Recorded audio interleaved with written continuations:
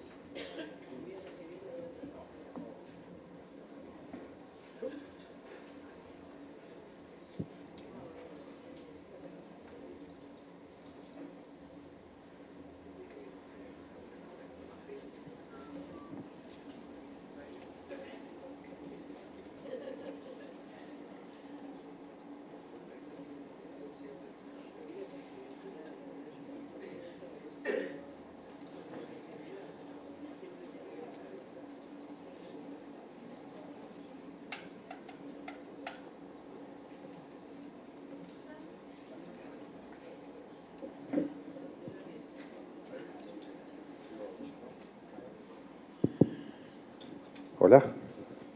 ¿Con qué? ¿Me quedo acá? ¿Me puedo quedar acá? No sé cómo. Para pasar, sí. ¿Estoy teniendo un clic? No, no importa, me quedo por acá. No pasa nada. No, déjalo. Me voy por acá. Es sencillo. Sencillo.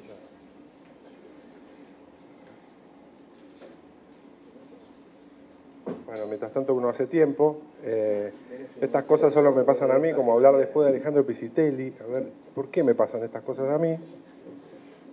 Y después de Santiago. Ah, buenísimo.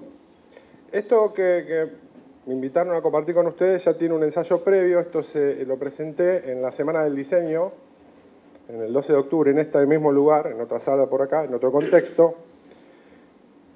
Y viene a cuento también porque en realidad lo que propongo justamente desde este título es cómo en realidad fue mutando justamente con la tecnología y el progreso y la diversidad de multidisciplinas que tenemos hoy, poner en crisis un poco qué es lo que a mí me enseñaron y a dónde está llegando esto. Santiago Bustelo fue víctima mía en la universidad, por ejemplo. Estas cosas pasan.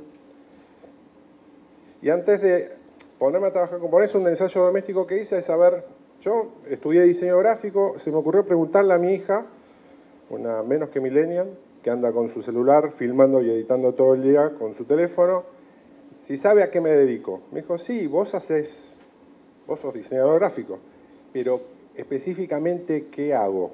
¿No? Lo obvio es que no termina de entender bien porque si hay algo que me dejó claro, me dijo, vos nunca haces lo mismo, me dice. Lo cual es cierto también, y lo cual en realidad la definición profesional de un perfil que se formó en una universidad para llegar a un título, la verdad es que hoy es obsoleto. Entonces me parece que fue como el primer tester doméstico de hacia dónde va esto. Yo siempre cuento que mi formación es universitaria, soy un bicho de las primeras generaciones que estudió diseño gráfico en la UBA, donde aprendí muchísimo con la primera generación de diseñadores gráficos formados en la UBA, pero lo más divertido para mí vino después, que fue la etapa de formación, donde en realidad profesionalmente me influyeron y me siguen influyendo, y muchos personalidades tan diversas como ingenieros, economistas, periodistas, científicos, tecnólogos, bailarines, fotógrafos. O sea, me parece que se enriqueció muchísimo más mi deformación, mi carrera posterior después de la formación académica, que encima la que fue estrictamente académica. Eso en realidad me terminó, digamos, como me empezó a definir para hacia otro lado y a despertar interés y curiosidades sobre otras disciplinas nuevas que se fueron dando. Y mi carrera, en realidad, lo que empezó desde el año 92, 3, ¿no? Yo ya creo que cambié de profesión, dentro de la misma profesión, como 5 veces, ¿no? Empecé en el diseño gráfico tradicional, me dediqué al diseño editorial, del diseño editorial salté al diseño de identidad corporativa, a la dirección de arte, a la dirección creativa, al branding y ahora al design thinking. Y creo que voy a seguir cambiando porque va a seguir cambiando la disciplina, entonces esto queda bastante abierto. Y el origen de todo esto y el impacto y uno de los primeros cambios que sufrió mi formación profesional completa fue cuando ni bien ingresé en la universidad. Yo soy de las primeras generaciones que dispuso de una computadora para estudiar diseño gráfico. O sea, en el momento crítico de un joven en el cual duda si comprarse un auto o una computadora, opté por la computadora, que era un bien escaso y carísimo, ¿no? Lo que salía en ese momento de esa computadora, compré a medias con un amigo, pero ya mi visión, digamos, o la forma de ver las cosas ya empezaron a verse influidas desde el punto de vista tecnológico. Tengan en cuenta que la Mac en realidad nació en el año 86, 84, o sea, tenía 6 años de vida esta nueva tecnología, la autoedición y el diseño por computadora. Increíblemente fresco. Ese fue el primer impacto y primer cambio. Segundo cambio fue al año siguiente, mi primer viaje a Estados Unidos, donde me encontré con una autora que se llama April Grayman, año 91, donde habla de la fusión entre la tecnología y el diseño gráfico, 1991. Me explotó el cerebro por completo porque me presentó un nuevo lenguaje que no existía, por lo menos en mi registro. Para ustedes que son muy jóvenes, antes a la Argentina los libros llevaban con 2 y hasta 3 años de retraso.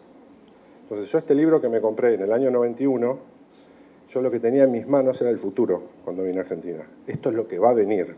Hoy por hoy abrimos Behance, Pinterest o lo que se nos ocurra y estamos viendo en tiempo real el estado del diseño, el estado de arte del diseño.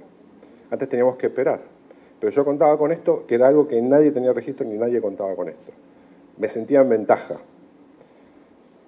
Y es muy interesante también el planteo que hace y cómo se cruza años después, o casualidad, con otra cosa que me influyó bastante, que es un libro del doctor Piscitelli que se llama Ciberculturas, que habla y adelantaba un montón de las cosas que está hablando hoy, por ejemplo. Y se cocinaban, se cocían muy bien con estos temas.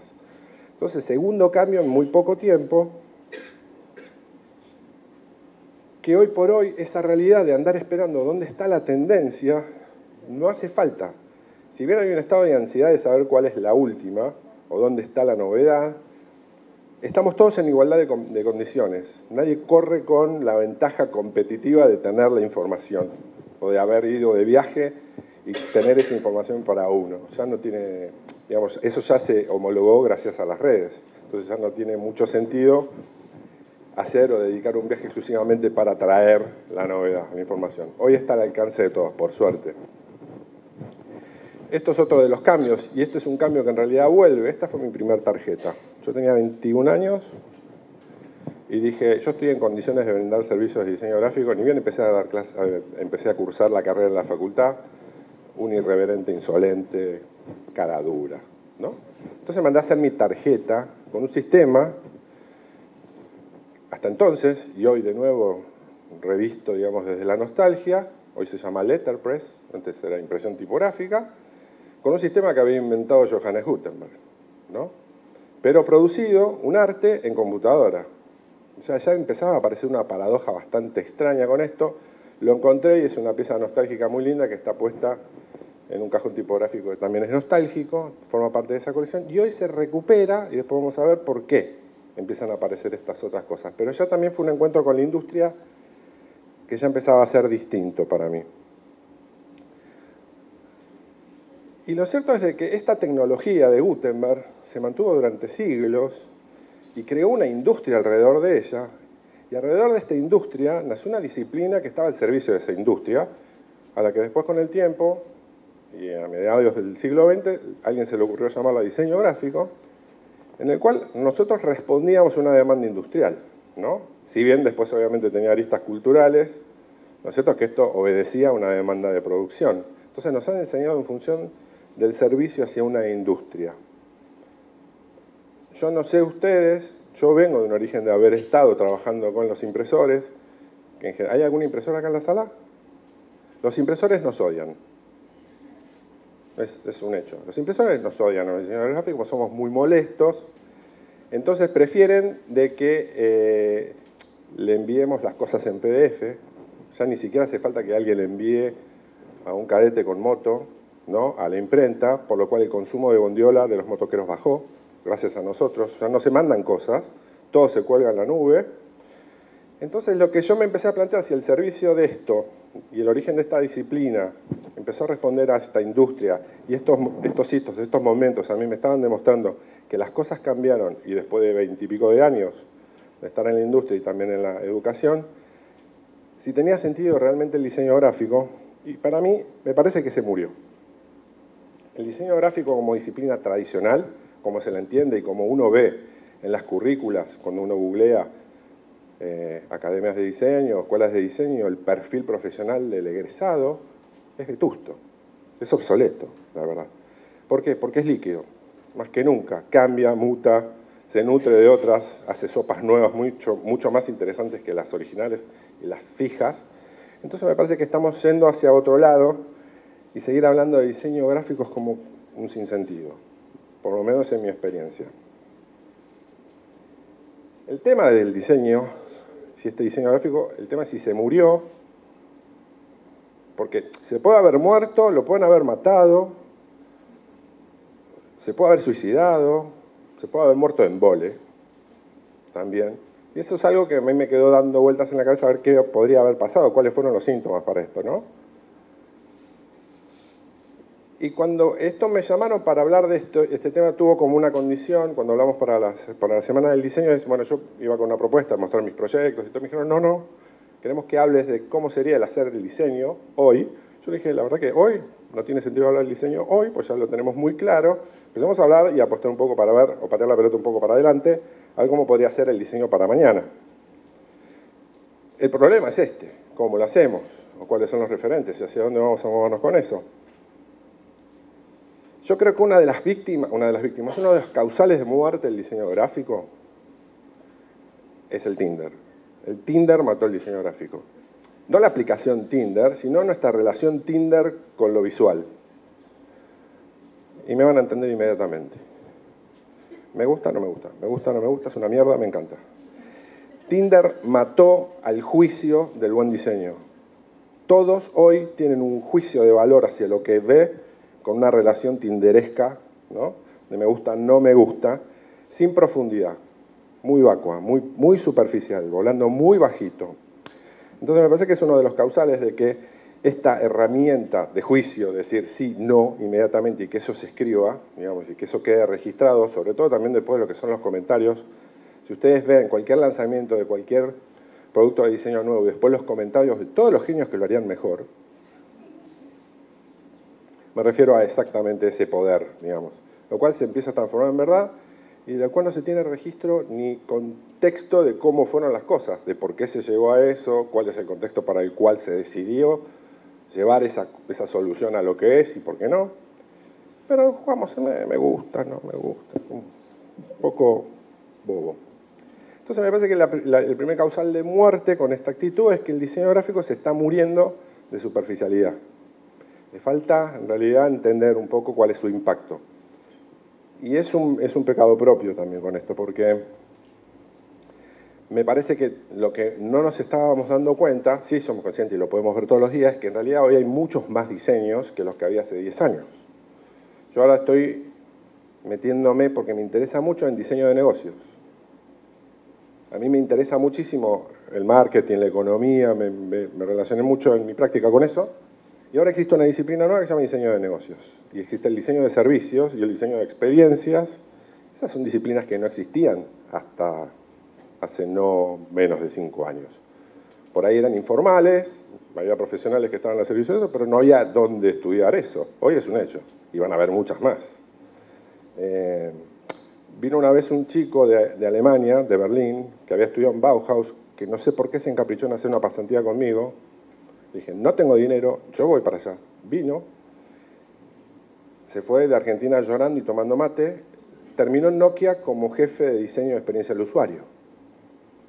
No existía esa posición cuando la tomó Martín. Había muy pocos en el mundo haciendo eso. Y hoy él es uno de los referentes en Service Design en Europa. Fue solito construyendo su especialidad. Lo mismo que me vino pasando a mí. Otro de los causales de muerte que creo también sufrió el diseño gráfico es la carrera armamentista. Lo bueno es que esta carrera armamentista se fue degradando y hoy ya no es tan importante como era entonces. Tengan en cuenta que en el año 91 yo tenía un Mac, éramos contados con 2 manos todos los que teníamos Mac. Entonces éramos una especie de círculo geek, friki, que sabíamos qué hacer con eso y éramos referentes de los que se iban sumando en todo eso y siempre había que tener la nueva, la última, correr detrás del último procesador, la nueva capacidad de disco, la nueva placa gráfica, el último software, la última font, todo, lo último, porque si no había un FOMO de quedarse afuera, que era como muy pesado de llevar. Esto dejó de pasar. Y lo que empieza a aparecer ahora, como lo que explicaba recién el Topicitelli, es un nuevo factor. Y es gracias a las tecnologías de que podemos hacer, por ejemplo, esta es el último ejemplar de la revista iMagazine que salió con 8.000 versiones de tapas. 8.000 versiones de tapas, impresas en digital, compuestas, ¿no? Con dato variable, processing computado, ¿no? Todo programado, se le daba esa instrucción a la máquina y la impresora sacó 8.000 versiones de tapas distintas, ni una igual. ¿Sí? O sea, cada uno tenía una especie de ejemplar único, como una conexión hasta artesanal con todo esto. Esto antes, sin los recursos de la tecnología de la informática, no se pudiese haber hecho. También hasta hace unos años empezó a haber algunas cuestiones de motion design y de nuevas formas de concebir, por ejemplo, símbolos, ¿no? Que en realidad lo que uno diseñaba eran conductas de algo, como para desarrollar la identidad del MIT Media Lab, por ejemplo, que cada presencia que tenía ese logo nunca era igual a la anterior. Muy interesante desde el código y desde la propuesta original con todo eso. Lo cierto es que todas las versiones o todas las propuestas que hubo alrededor de este concepto son todas iguales, son todas impersonales, son todas heladas. Un embole. No pasa nada, ¿no? Pero dejaron por lo menos instaladas estas cuestiones como para seguir explorando hasta momentos tensos en los cuales también nos empieza a afectar profesionalmente. La inteligencia artificial, como dijo el doctor Pisiteri, es un hecho.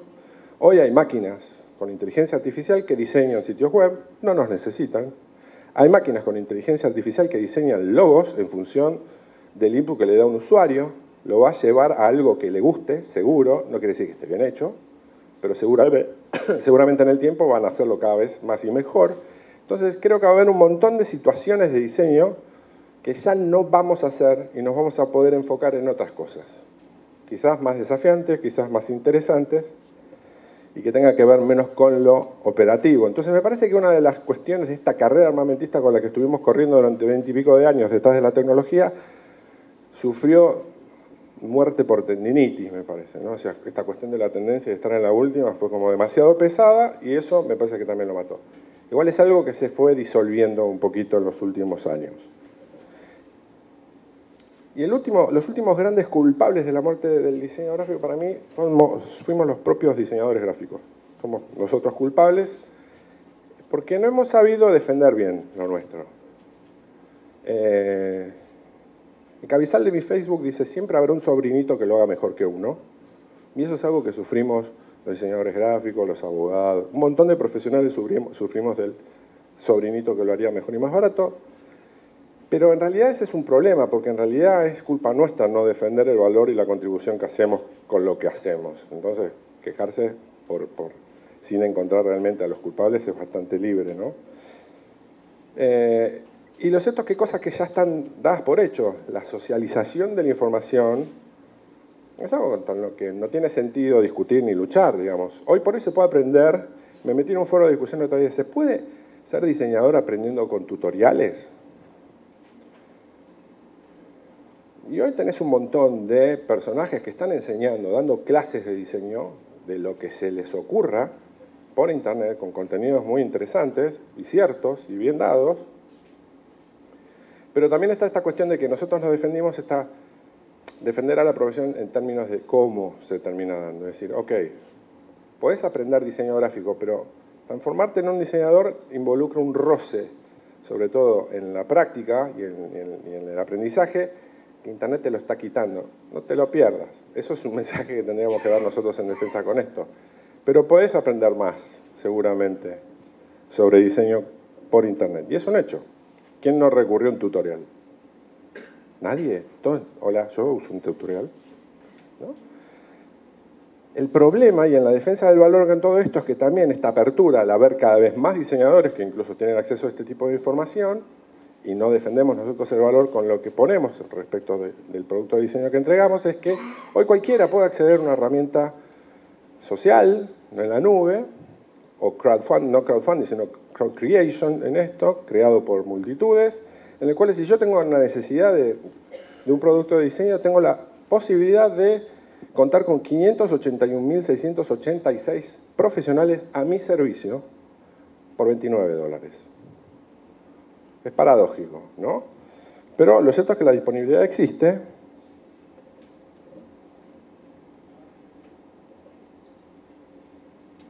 A mí me dio escalofrío cuando vi el numerito de mi competencia. Y también de que esto también lo hace, que si bien es bueno, digamos, que sea un producto accesible, la competencia y el canibalismo que puede haber detrás de eso es notable. Y también cuando uno ve un poquitito por dentro qué es cómo funcionan las cosas, es que se crean cosas que si no te lo vendo a vos, se lo venderé a otro. Entonces, eso también disuelve un poco el valor y me parece que yo prefiero levantar la mano y decir, miren, ¿saben qué? Si uno trabaja específicamente en función de un proyecto, un problema dedicado y enfocado con eso, el resultado y el valor que creas es mucho más grande. No creo que por $30 lo tengas. Mi punto de vista respecto de esto. Pero lo cierto es que con esto convivimos. Es decir, hoy nuestra competencia son 600.000 diseñadores en un sitio de creación en la nube. Y $29 es demasiado barato. Nadie come por $29, la verdad. Yo creo que no te alcanza para una cena en el exterior con un proyecto de estos. Entonces me parece que nosotros como diseñadores lo que no supimos comunicar es realmente cuál es la contribución de valor que le damos a las cosas, independientemente del diseño gráfico. Y es un problema mucho más grande, que tiene que ver con todos los primos del diseño. Para mí le faltó valor y se murió de eso. Porque la idea original siempre, o la primera imagen que uno tenía es, ¿cómo es un diseñador gráfico? Es un señor, cuando yo era chico, muy chico, existía esa herramienta que se llamaba tablero de dibujo y yo vi a un diseñador de estos próceres argentinos trabajando en su tablero de dibujo y para mí eso era un diseñador. Hoy es un equilibrista, multiinstrumentista, atajando penales de diversos países. Es decir, hoy yo estoy trabajando en proyectos con Madrid y con Estados Unidos desde la comodidad de mi casa, incluso si quisiera. Entonces la forma y la operación cambió y las relaciones también de trabajo cambiaron y hace que todo eso sea tan ruidoso y tan estandarizado que también lo que se empieza a detectar es que los lenguajes y las soluciones de diseño que se producen hoy acá en Argentina, y eso pareciera ser un valor, lo ven en Europa y es como que podría funcionar ahí, se empezaron a transformar en genéricos que tampoco tienen gran contribución. Para mí una de las soluciones que hay detrás de esto, y es una reacción en realidad, y donde me parece que hay una oportunidad de trabajar, es con un modelo que tenga que ver más con el craft. Pero no con el craft en la ejecución artesanal de la cosa. Digo, ahora es muy bonito volver a pintar con brochas, letras gigantes. Está genial y es una respuesta a la tecnología de que el valor de lo que tiene la ejecución humana es mucho más interesante y más rica, sino de hasta incluso proyectos de alta tecnología, trabajarlos desde un principio artesanal, es decir, trabajo con vos, trabajo con esto específicamente, con esto y cuidando cada detalle para que esto sea una solución única, muy dedicada, corriendo de los estándares. Los últimos 15 años fueron las grandes épocas de los procesos, había procesos para cualquier cosa. Procesos para crear marcas, procesos para crear pósters, procesos para crear servicios, pues todo proceso, todo enlatado, le cambiamos el nombre, más o menos le íbamos a pegar.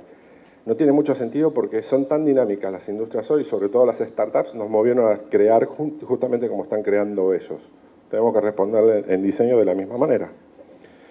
¿Por qué? Porque me parece que también lo que hace más interesante y más desafiante a cualquier profesión, pero yo la siento más cercana a la mía, es el mestizaje. Qué rico es el mestizaje. Si yo les contaba un poco mi deformación, trabajar en equipos interdisciplinarios no es una aspiración, es un imperativo, no queda otra, justamente porque en realidad la contribución que estamos teniendo en ciertos equipos hacen ver las cosas de otra manera.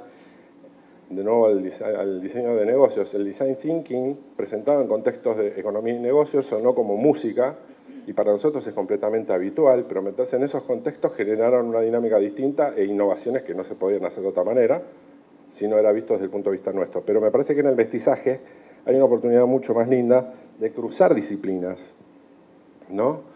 Me parece que la biología es muy interesante, me parece que las matemáticas son súper interesantes también para alimentarlas con diseño. Hay muestras en todo este evento por donde caminemos. Diseño paramétrico es interesantísimo, son cosas que no se pueden hacer antes. Entonces, en este cruce y en este mestizaje de disciplinas, podemos aspirar a generar un nuevo diseño que ni siquiera tenga un rótulo, ni siquiera le haga falta un rótulo. Yo vengo y también mi formación académica fue en esta casa de estudios y también doy clases en esta casa de estudios. Este es un edificio diseñado en los años 60 para albergar a todas las carreras de la Universidad de Buenos Aires. Particularmente este pabellón es el pabellón dedicado a la Facultad de Diseño y Urbanismo. Paradójicamente, el problema que tiene este edificio es de diseño y donde más pifia este edificio es en los ascensores, porque nadie sabe qué cuerno hace el que está en el otro piso. El de arquitectura no tiene ni idea del de diseño gráfico, el industrial no sabe nada de lo que está haciendo textil. No hay interdisciplina siquiera dentro de una disciplina bastante afín, mucho más grande. Falla. Hay ciertas cruzadas personales con algunos otros amigos en los cuales tratamos de hacer algunos cruces mucho más interesantes. Y la verdad es que todos hablamos de lo mismo. Estamos discutiendo más o menos lo mismo. Pero el problema ya viene en algunas escuelas de diseño de que dicen, no, yo doy esto metido en un silo, es un monumento al silo, me parece esto, que no se permite permear, digamos, con otras materias o con otras carreras siquiera. Y el problema no solamente es vertical en esto, me parece que es horizontal, porque en la misma ciudad universitaria, el pabellón del lado de Exactas, debe tener un montón de cosas que conversar con diseño, para hacerlo mucho más interesante todavía. Y no supimos tirar un puente siquiera para el otro lado. Y las conductas de estos dos mundos parecen completamente aislados cuando realmente no lo son. Y tenemos la oportunidad de 50 metros de diferencia de hacer una cosa completamente distinta, de enfocar la cosa y hacerla realmente revolucionaria. Veremos qué pasa, digamos. Es una ambición, no es un hecho, ni siquiera es un proyecto ni un propósito, es una observación respecto a esto que está pasando. Entonces el tiempo, y lo que me demostró también todos estos cambios, es que estamos en un momento en el cual la tecnología nos ofrece laburar con todas las dimensiones posibles. Hay ejemplos acá arriba en el cual se trabaja hasta con calor. Alguien diseñó temperatura y olores para una experiencia inmersiva. ¡Wow! No pasaba. Ni hablar del impacto que tuvo las tecnologías en el diseño de espacios y productos y objetos, ¿no? El CAD revolucionó la industria por completo. Hay un antes y un después del CAD. Ni hablar después de los renders y las visualizaciones y cómo afectó a la industria audiovisual. Más allá incluso de todo eso, el impacto que tiene la tecnología al servicio de la imagen tridimensional y del diseño tridimensional, no hay vuelta atrás respecto de esto. No hay vuelta atrás siquiera en esto, en lo que es la relación del diseño bidimensional. Tenemos una pantalla y un pedazo de vidrio con el que interactuamos todo el tiempo, con el que en realidad empezamos a relacionarnos con las cosas a través de interfaces que son puramente gráficas y hasta tipográficas. Nada más que con eso. Pero me parece que la oportunidad está en realidad en hablar de un diseño, uno solo, porque cuando empezamos a cruzar todas estas disciplinas, empezamos a trabajar en algo mucho más grande, la verdad que hablamos de diseño. Ni de diseño gráfico, ni de diseño industrial, ni de diseño de indumentaria. No vale la pena siquiera entrar en esa discusión, porque la verdad que la contribución más grande es de cómo lo pensamos, cómo aportamos nuevos métodos para generar nuevas soluciones e innovación. Eso lo hacemos, por lo menos de mi idea, desde el punto de vista de un único diseño, no de tantos diseños. O sea, ahí es un poco donde yo creo que van a empezar a caminar las cosas. Muchísimas gracias. No acepten insultos por Twitter, si quieren contactarse por ahí, pero muchas gracias. Gracias por la invitación también. Bueno, ¿tenemos tiempo para una pregunta? ¿Alguien quiere hacer una pregunta a Julio? Con esto de mezclar disciplinas y cruzar de pabellón, supongo que habrás estado siguiendo el trabajo de los chicos del Gato y la Caja. Trabajo con ellos. Bueno, sí. Justamente eso me Sí. parecía súper enriquecedor Sí. de lo que hacen y cómo plantean el diseño justamente ya Sí. desde otro lado. Sí.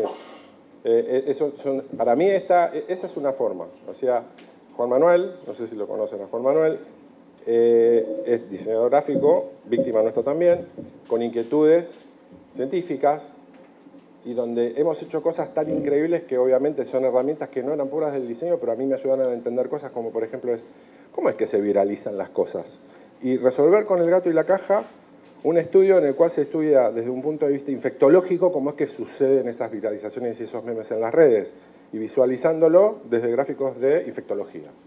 O sea, esas cosas se empiezan a ver ahora si realmente ponemos que la verdad que el mestizaje es como una buena cosa que te ayuda a solucionar cosas que decís, bueno, dentro de lo que es mi método y mis 4 paredes no sé cómo hacerlo. Abrir, invitar y sumar a la mesa bichos raros, geniales, me parece que bien. Y ellos me parece que son un ejemplo que también reconocen la contribución del diseño a su procedimiento, a su proceso y a su investigación. Son un ejemplo, me parece, para mí. No, chicos. ¿Alguien más? ¿Una preguntita para Julio? ¿No? Bueno, muchas gracias y un aplauso. Muchas de vuelta. gracias.